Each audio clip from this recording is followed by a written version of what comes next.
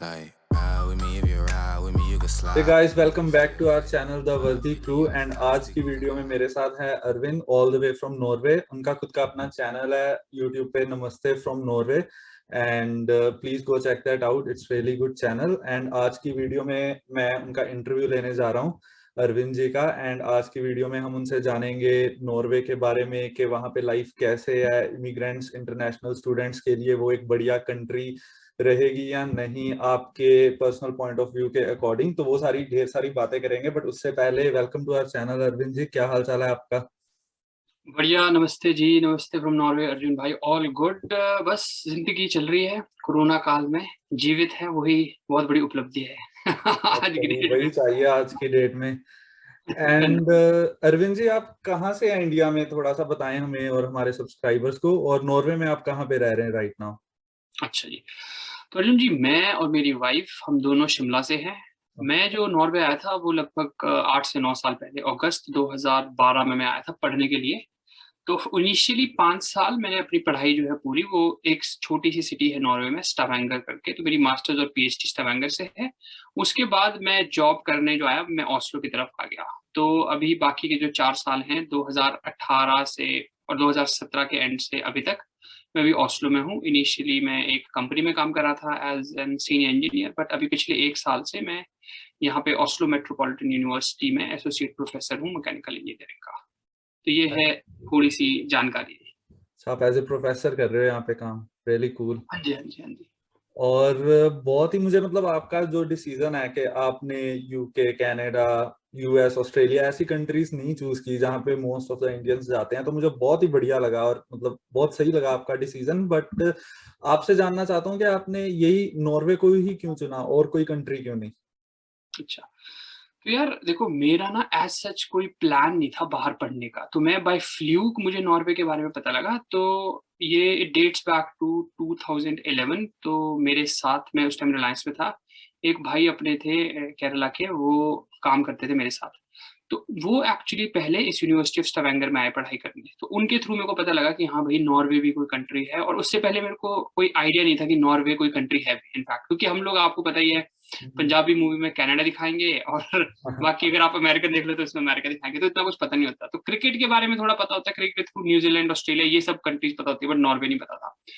But Norway की विशेष बात ये थी कि जब मुझे पता लगा कि वहाँ पे यूनिवर्सिटी है, तो नॉर्वे जो है, मेजर रेवेन्यू जो आप जीडीपी बोल दीजिए, वो नॉर्वे की ऑयल एंड गैस डिपेंडेंट है, और मैं ऑयल एंड गैस में ही काम कर रहा था। तो मुझे ये था कि हाँ, अगर मैं वहाँ जाके पढ़ाई करूंगा तो मेरी जॉब लग ही जाएगी, क्योंकि मेरे पास ऑलरेडी 5 साल का एक्सपीरियंस था। तो मेरे पर्टिकुलर सेक्टर के लिए Norway I think is one of the best countries to work in और पढ़ाई करने के लिए। एंड देन मैंने स्टडी के बारे में सुना है कि काफी जो यूके और जैसे बाकी कई कंट्रीज हैं, जैसे जर्मनी या जैसे नॉर्वे हो गया, यूरोपियन कंट्रीज, उनमें कईयों में स्टडी फ्री भी होती है या कईयों को ग्रांट मिल जाती है कुछ, इवन फॉर इंटरनेशनल स्टूडेंट्स। तो आपके केस में ऐसा था, कुछ हुआ? हाँ जी, हाँ जी, हाँ जी, एग्जैक्टली। देखिए, आज की डेट में जर्मनी और नॉर्वे, ये ही दुनिया में ऐसे 2 देश हैं जो कि इंटरनेशनल स्टूडेंट्स के लिए फ्री एजुकेशन रख रहे हैं। तो मेरे टाइम में भी, जब मैं 2012 आया, क्योंकि देखिए, पता लगना कि हाँ भाई, बाहर बंदा पढ़ रहा है, जब उसने लेकिन ये बोला ना, कि मैंने कहा अच्छा, तो how much is the tuition fees, तो उसने बोला कि कुछ भी नहीं tuition fees. That was kind of that bell in the head. मैंने कहा ठीक है यार, ऐसे ट्राई कर लेते हैं।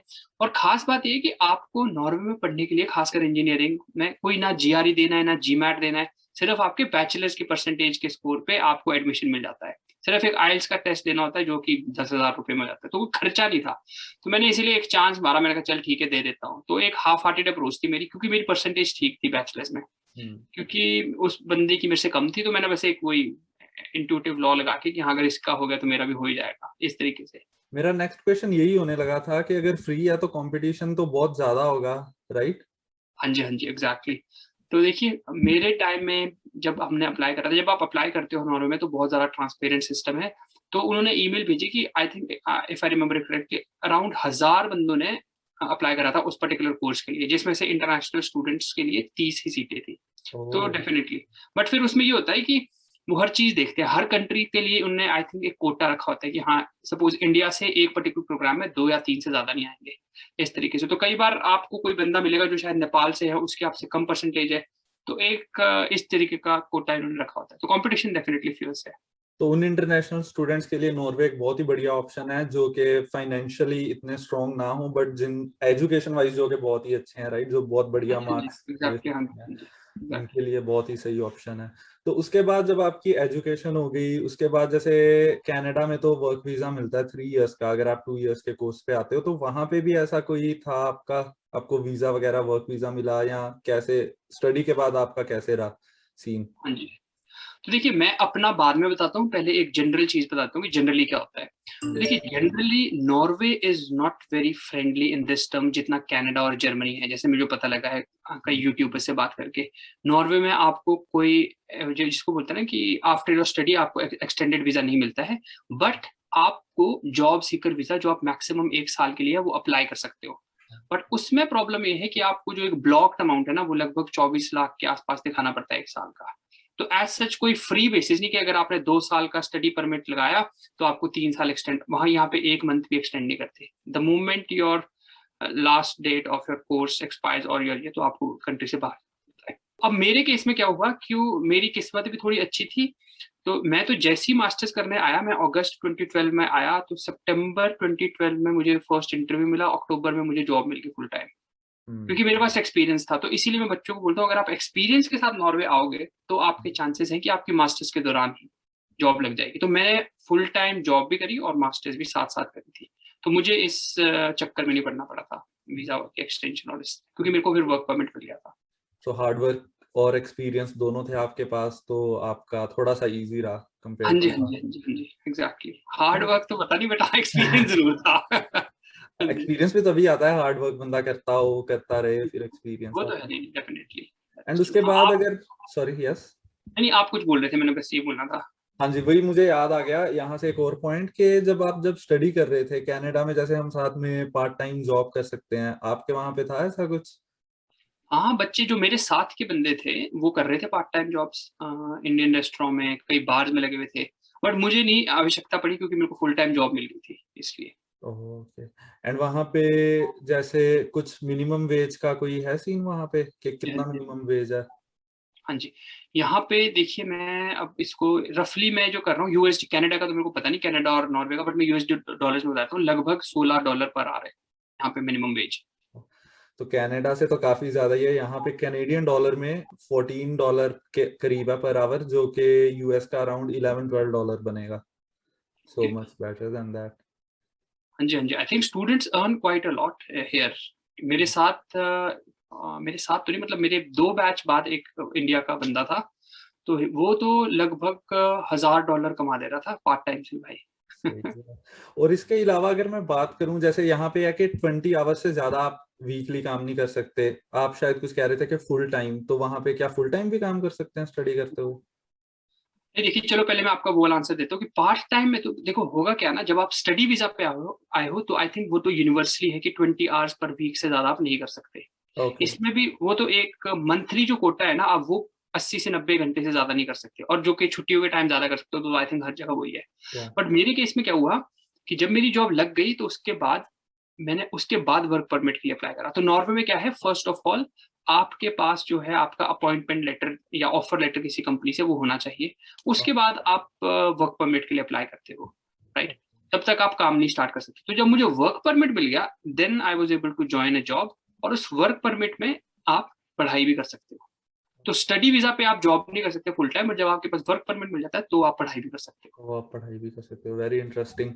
और अब इसके अलावा थोड़ा हल्का फुल्का टॉपिक पे बात करें कि वहाँ पे इंडियंस वगैरह कितने हैं? जैसे कनाडा में तो भरे पड़े हैं। हाँ जी, हाँ जी, हाँ एक्चुअली जी। मैं ब्रैम्पटन में रहता हूँ, यहाँ तो मेरे सारे नेबर्स सारे इंडियंस हैं, and mostly okay, Punjabi even. वहाँ पे कैसा है? देखो यहाँ पे अब ना मैं आपको बताता हूँ, 2020 में स्टैटिस्टिकली स्पीकिंग तो सबसे ज्यादा इमिग्रेंट्स इंडियंस ही हैं अब यहाँ पे। बट अगर हम ज्यादा की बात भी करें तो पता है कितना है, 19 से 20 हजार जो पिछले साल आए हैं यहाँ पे इंडियंस। और वो क्यों आए हैं यहाँ पे भी, अब आईटी का सेक्टर जो है वो इंडिया ने दबोच लिया है, मैं कहूंगा। टीसीएस है यहाँ पे, एचसीएल बहुत पहले से है, टीसीएस का यहाँ बहुत बड़ा दबदबा है अब यहाँ पे, दे हैव। तो आईटी सेक्टर में बहुत लोग आए हैं। तो अब जैसे मैं पहले स्ट्रगल की बात करता हूँ, तो जब मैं 2012 में था तो वहाँ पे एक इंडियन सोसाइटी ऑफ रोगालैंड करके उसके मेंबर सपोज 500 होंगे, तो आज की डेट में वो 1000 से ऊपर हो गए। और अगर तो आप ऑस्लो में होगा ना, तो यहाँ तो आपको हर कम्युनिटी मिल जाएगी। जैसे यहाँ पे तो फिर डाइवर्जन आएगी ना, पंजाबी कम्युनिटी अलग है, गुजराती अलग है, केरलाइट्स अलग है। तो यहाँ पे डेफिनेटली हिमाचली बहुत कम लोग हैं उसका हमें थोड़ा वो, बट हम we try to gel in with everyone. Punjab और ये इन लोगों के साथ भी डेफिनेटली। यहाँ पे 2 गुरुद्वारा है, 2 मंदिर है, ऑस्लो की बात कर रहा हूँ मैं। और सिख कम्युनिटी यहाँ बहुत स्ट्रॉन्ग है, वो चाहे पाकिस्तान से है चाहे इंडिया से, वो बहुत स्ट्रॉन्ग है यहाँ पे। सिख कम्युनिटी हो गई, मैं भी सिख फैमिली से हूँ, फिर पंजाबी, गुजराती और केरला से, ये जो आपने बोले ये हर तरफ है हमारे लोग। एग्जैक्टली। मुझे याद है जब हम आए थे, मैं और मेरी वाइफ, मैं कनाडा आया था पीएचडी के दौरान, initially Newfoundland, Saint John's, वहाँ पे न्यू फाउंडलैंड यूनिवर्सिटी आई थी, Memorial University of Newfoundland. तो वहां से जब हम टोरंटो आए तो वहां पे हम एक होटल में रुके थे, वहां शादी थी गुजरातियों की, पटेल। तो वहां पे मैंने इतने इंडिया में नहीं देखे पटेल टुगेदर, वहां पे मैंने कनाडा में देख लिए। और या इट वाज नाइस। बहुत है यहाँ पे तो। अब 3rd नंबर पे आई थिंक पंजाबी है अब कनाडा में, सबसे ज्यादा बोली जाने वाली लैंग्वेज, इंग्लिश एंड फ्रेंच के बाद। तो काफी इंडियंस तो बहुत है यहाँ पे। अब इसके बाद Canada was really good, it was really good, मेरे को बहुत अच्छा लगा। खासकर नॉर्वे में जो हमें दिक्कत लगती है ना, वो है नॉर्वेजियन इंग्लिश नहीं बोलते। जैसे हम कनाडा गए वहां पे everyone was speaking in English, so it was very relaxing feeling. क्योंकि इनिशियली जब आप यूरोपियन देशों में आते हो, अगर आपको लैंग्वेज नहीं आती ना, तो आप बहुत सी चीजें मिस आउट कर जाते हो कि बोर्ड्स पे क्या लिखा है, ये सब चीजें, एंड देन पीपल कन्वर्सेट। तो कनाडा में वो प्रॉब्लम नहीं थी। तो आपको सीखनी पड़ी लैंग्वेज नॉर्वेजियन, आती है अब आपको? हाँ, मतलब मैं ऐसा नहीं हूँ कि आई एम लाइक, मैं नॉर्वेजियन की तरह जोक्स नहीं क्रैक कर सकता, बट अपने काम चलाने लायक मैं बोल देता हूँ। अब मैं, जैसे मेरे पड़ोसियों को नहीं पता कि मेरे को नहीं आती, मतलब मैं उनके साथ जो मेरा वार्तालाप होता है ना, वो नॉर्वेजियन में ही होता है। फिर हमारी अभी एवा की पेरेंट्स टीचर मीटिंग थी, तो वो नॉर्वेजियन में थी। तो इट्स नॉट डिफिकल्ट। अब 8-9 साल हो गए तो अब तो सीखनी पड़ेगी ना, वरना शर्म की बात है। और जैसे अगर मैं इंडिया के कंपैरिजन में, इंडिया भी चलो छोड़ो, जैसे जब मैं कनाडा आया है ना, मुझे यहाँ पे ये एक चीज बहुत सही लगी कि यहाँ पे लोग बहुत ही हेल्पफुल हैं, चाहे किसी भी कम्युनिटी के हों। एंड सॉरी थैंक यू तो इनके मुंह पे रहता ही है ऑल द टाइम, कहीं पे भी जाओगे थैंक यू सॉरी। अगर एक बार क्या हुआ, मेरा पैर आ गया किसी बंदे के पैर के ऊपर बस में, and I had to apologise, एंड वो मुझे कह रहा था सॉरी। मैंने कहा यार क्या बात है। ये बात है। हाँ, तो वहां पे कैसा है नॉर्वे में? यहाँ पे ऐसा ही है। यहाँ पे नॉर्वेजियंस को जब आप बोलते हैं ना कि what is a typical Norwegian, तो उसका एक फ्रेज यही है कि दे थैंक अ लॉट, कि they will always thank you, छोटी सी छोटी चीज के लिए भी थैंक यू। तो ये चीज यहाँ पे भी है, thank you, sorry for everything. और हेल्पफुल तो यहाँ के लोग बहुत है, दे वेरी नाइस। तो नॉर्वेजियन कैनेडियंस की तरह ही है, वेरी पोलाइट काइंड। बट मैंने ना एक बार, मैं उबर चलाता था जब मैं स्टूडेंट था, तो यूएस से कोई यहाँ पे आया था, तो वो बहुत एनोयड था, कहता यार हर बात पे सॉरी, हर बात पे सॉरी। कहता क्या हुआ है इन लोगों को? कहता मुझे नहीं चाहिए तुम्हारी सॉरी। अमेरिकन थोड़े अलग है, आई थिंक सो। अमेरिका का कल्चर थोड़ा अलग है, दैट इज ट्रू। अब इसके अलावा अगर रेसिज्म के बारे में भाई बात करें, कि आपके साथ या आपने कभी सुना वहां नॉर्वे में, स्पेशली इंडियंस के साथ आयल से, ऐसे कोई रेसिज्म वाला? देखो, मेरे साथ तो एज सच कभी नहीं हुई रेसिज्म, बट पता होता क्या है रेसिज्म की, अगर तो आप एक ऑफिशियल डेफिनेशन देखो तो ये है कि कोई अपॉर्चुनिटी है वो आपको नहीं दी गई, या आपको हट के, पॉपुलेशन से हट के अलग ट्रीट किया, तो वैसा तो 100% नहीं हुआ। बट आप ये बोल सकते हैं कि सपोज करो मैंने किसी से डायरेक्शन पूछी, अगर मैंने इंग्लिश में पूछी, उसको इंग्लिश नहीं आएगी, तो उसने मेरे को आंसर नहीं दिया, थोड़े रूडली बिहेव कर दिया हो, तो something like that might have happened. But उसमें हमारा भी फ्लॉ मुझे लगता है कि हमें, अगर हम किसी देश में हैं तो उनके कल्चर को एक्सेप्ट करना ही चाहिए। ऐसे नहीं हो सकता ना कि आप बेनिफिट्स ले रहे हो but you are not integrating into culture. तो आई थिंक वैसे इंसिडेंट्स मैंने सुने हैं लोगों के साथ होते हुए, एंड पीपल फील इट, उनको लगता है कि यार ये रेसिज्म है, बट मेरे को लगता है कि I don't think so it's racism. आपका, अगर आप नॉर्वेजियन में थोड़ी बात कर सीख लो, तो I think things become very easy. तो हाँ, that is the only thing, but as such कोई मैंने बड़ा रेसिज्म का कांड नहीं सुना, जिसे हम बोलते हैं पंजाबी में। कईयों में बहुत वो होती है हार्डकोर पैट्रियोटिज्म के, हाँ भी हमारे आए हो तो कल्चर को भी अच्छे से एक्सेप्ट करो। हाँ, वो तो वो है ना, क्या बोलते हैं, वो तो अगर मैं पंजाब में रहने लग जाऊँ या हिमाचल में रहने लग जाऊँ, तो वो भी हो गए है कि नहीं। तो अरविंद भाई, अब बात करते हैं एक्सपेंसेस के बारे में, कि चलो मैंने देखा कि कई कंट्रीज जैसे ऑस्ट्रेलिया है, वहां पे मिनिमम वेज ज्यादा है, यहाँ आपके नॉर्वे में भी मिनिमम वेज ज्यादा कनाडा से, बट एक्सपेंसेस भी उतने ही ज्यादा होते हैं। तो खर्चे वाइज कैसा है, कुछ बचते हैं पैसे या सारे बस चले जाते हैं खर्चे में? हाँ जी, देखो खर्चा तो यहाँ पे बहुत है। नॉर्वे आई थिंक आप अगर देखोगे ना तो इन्फ्लेशन इंडेक्स में भी और ऐसे भी बहुत one of the most expensive country है। आई थिंक स्विट्जरलैंड और ये सब। तो इनिशियली आप भी जब स्टूडेंट थे तो राइट, तो इनिशियली का जो 1 साल होता है वो तो कन्वर्जन में ही होता है कि यार अंडे 450 की दर्जन है इसमें तो आप डरते हो खाने से। तो definitely it's an expensive place. Oslo तो बहुत ज़्यादा एक्सपेंसिव है। खाने के जैसे रेट्स होंगे ना ग्रोसरी, वो तो हर जगह सेम ही है, दे आर सेम। बट जो रेंटल पार्ट है जो कि मेजर पोर्शन ले लेता है, मैं कहूँगा वो ऑस्लो में किसी भी छोटी सिटी के मुताबिक बहुत ज़्यादा है। जैसे कि हम एक 2 बेडरूम फ्लैट का दे रहे थे 10,000 नॉर्क, जो कि $1000 समझ लो। यहाँ पे उतने ही फ्लैट का आपको देना पड़ता है $1500। $1500। वो भी ऑस्लो से बाहर आप रह रहे हो, मतलब 20-25 किलोमीटर बाहर सबर्ब्स में। तो ये आपका अपार्टमेंट है, कॉन्डो टाइप है मतलब? अब तो हमने खरीद लिया है, अब तो हमने अपना खरीदा है, बट और और खरीदा भी बहुत दूर है, 70-80 किलोमीटर ऑस्लो से दूर। एयरपोर्ट के आसपास खरीदा है। तो ये अब क्या बोलूं इसको, डुप्लेक्स टाइप है, ग्राउंड फ्लोर फिर ऊपर। हाँ जी। एंड इसके अलावा कनाडा में स्पेशली यहाँ पे इंश्योरेंस बहुत हाई है कार की। मेरी जैसे मंथली 300 कैनेडियन डॉलर के करीब जाती है, यूएस लगा लो 260 में भी 250। तो वहां पे कितनी होती है इंश्योरेंस आपकी? इंश्योरेंस यहाँ सस्ती है, इंश्योरेंस यहाँ सस्ती है। जैसे मेरी कार की जाती है, जो मैंने फुल प्रीमियम ली हुई है जिसमें कि कुछ भी हो जाए, तो वो मैं $100 देता हूँ। और माइलेज मेरी आई थिंक 20,000 किलोमीटर कवर्ड है। मंथली $100? हाँ, मंथली $100। US dollar, right?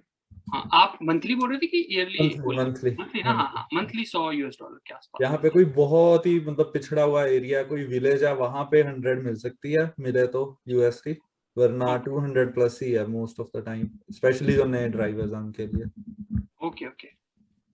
और मैं जहाँ पे रह रहा हूँ ब्रैम्पटन में, सॉरी थोड़ा ऑफ टॉपिक हो रहा है बट बड़ा इंटरेस्टिंग है, जहाँ पे मैं रह रहा हूँ ब्रैम्पटन में, वहां पे कनाडा की सबसे हाई है अच्छा अपनी। तो कई स्टूडेंट्स $400-500 तक देते हैं कैनेडियन इंश्योरेंस अच्छा, पर मंथ। हाई क्यों है? क्योंकि अपने भाई लोग हैं बहुत चलाने वाले। भाई लोग पंजाबी बुर्रा तो ओके ओके। एक्चुअली चीज ऐसे है कि क्योंकि बाकी कनाडा में कंपेयर करें तो वहां पे ओल्ड एज लोग ज्यादा हैं। अब हमारे गर्म खून वाले पंजाबी इंडियंस आएंगे यहाँ पे, फास्ट ड्राइविंग तो करेंगे ही ऑब्वियसली, तो फिर एक्सीडेंट ज्यादा होते हैं, इंश्योरेंस ज्यादा है। हाँ हाँ, ओके ओके, हाँ दैट इज ट्रू। और अरविंद भाई इसके अलावा मेन बात जिसमें सभी का इंटरेस्ट होगा, पीआर के बारे में। वहां पे पता नहीं पीआर टर्म यूज होती है या नहीं, बट कनाडा में परमानेंट रेसिडेंसी के बंदा कहता है मैं पक्का हो गया अब कनाडा में, वापस जाने का कोई चक्कर नहीं है। तो वहां पे क्या हिसाब है नॉर्वे में? हाँ जी, देखो यहाँ पे भी पीआर और पक्का वो सब चलता है, बट जैसे कि आपको पता है कनाडा और ऑस्ट्रेलिया की तो आप इंडिया से ही अप्लाई कर सकते हो पीआर, राइट? बट यहाँ पे ऐसा सीन नहीं है। यहाँ पे क्या है कि आपने मिनिमम 3 साल यहाँ पे काम किया होना चाहिए, और साथ में नॉर्वेजियन लैंग्वेज के 300 घंटे और एक सोशल स्टडीज के 50 घंटे की होने चाहिए, तभी आपको यहाँ की परमानेंट रेजिडेंसी मिलेगी। स्टूडेंट के लिए ना थोड़ी प्रॉब्लम होती है, क्योंकि अगर आप एज ए स्टूडेंट आए हो 2 साल, तो आप पीआर के लिए क्वालिफाई नहीं करते, आपको जॉब करनी है 3 साल। तो यहाँ पे वो दिक्कत है। तो जॉब 3 साल, यहाँ पे कनाडा में तो 1 साल करो, पॉइंट्स बन रहे हैं तो पीआर लगा दो, वहां पे थोड़ा डिफिकल्ट है, राइट? हाँ जी, यहाँ पे थोड़ा डिफिकल्ट है। बट है भी कंट्री बहुत सही नॉर्वे। मैंने पढ़ता रहता हूँ कंट्रीज के बारे में। नॉर्वे मुझे मतलब नॉर्वे हो गया, स्वीडन हो गया, मतलब one of the happiest countries में आती हैं ये 2-3 यूरोप की कंट्रीज। तो अब इसके अलावा अरविंद भाई नाइट लाइफ के बारे में बात करें, कनाडा का मैं थोड़ा सा बता दूं अगर लोगों को नहीं पता तो। जैसे मॉल्स वगैरह यहाँ पे जल्दी बंद हो जाते हैं 7-8-9 PM depending on the city. मैं किश्तनर में रहता था, थोड़ी छोटी है सिटी, तो वहां पे अराउंड 6:30-7 PM भी बंद हो जाते थे। और इंडिया में तो काफी लोगों का होता है कि चलो हम बाहर घूमने जा रहे हैं, मॉल चले जाते हैं, रात तक खुले रहते हैं। और वहां पे नाइट लाइफ का क्या सीन है? आप अपना भी बता देना थोड़ा सा, आप नाइट लाइफ कैसे एंजॉय करते हो नॉर्वे में? यार मैंने तो एज सच देखो, अब मॉल्स की बात करता हूँ, पहले तो यहाँ पे भी वही है कि 8 बजे सब बंद हो जाएगा, ऑल ऑफ द शॉप। सिर्फ ग्रोसरी वाली है जो 11 बजे तक खुली रहेगी, बाकी जो मेन शॉप्स है जैसे H&M, कुछ शॉपिंग करनी है वो सब 8 बजे बंद हो जाती है। और संडे को तो सब कुछ बंद होता है, संडे इज अ हॉलीडे। हम इंडियंस के लिए दैट इज अ स्ट्रेंज कि भाई जिस दिन हमने घूमने जाना है उस दिन आपने सब बंद कर दिया। तो शुरू में तो यही सदमा लगता है, क्योंकि जब मैं बॉम्बे में था ना तो संडे तो ये होता था कि अपने घर में तो एसी, मतलब रेंट पे रहते थे, वहां तो एसी था नहीं मॉल चले जाओ पूरे दिन, वहीं पे मूवी मावी देख लो, सब कुछ कर लो। तो आई थिंक एक तो वो, दूसरा नाइट लाइफ का मैंने तो ऐसा इतनी, मतलब जब हमारे एवा नहीं थी तो मैं और शैलजा, हाँ तब हम स्टावेंगर में थे, तो वही दोस्तों के साथ क्लबिंग करनी। तो वो यहाँ पे भी वो कल्चर है, वो 2-3-4 बजे तक। बट अब जब से एवा है तब से तो नाइट लाइफ कुछ नहीं है भाई, बस घर पे ही यूजुअली फॉरेन कंट्रीज में नाइट लाइफ का मतलब ये क्लबिंग कल्चर ही होता है, आई बिलीव यहाँ पे भी वैसा ही है।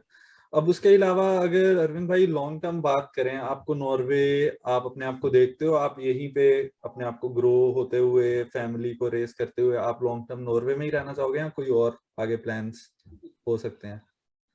सॉरी, तो देखिए मेरा तो ये है कि या तो नॉर्वे या फिर शिमला, यही दो है, बीच में कोई चॉइस नहीं है। There is no grey zone. मतलब मैं ऐसा नहीं हूँ कि मैं कोई अब किसी और कंट्री जाऊँ वो, क्योंकि सबसे पहले तो एक तो हम शिमला के हैं, ठंड पहाड़ वाला कल्चर यहाँ पे है, तो it's very same for us. फिर अब मेरी जैसे सरकारी जॉब है, तो आपको बताइए इंडिया में तो सरकारी जॉब को घर वाले बड़े खुश है, चलो सरकारी जॉब लग गई आपकी।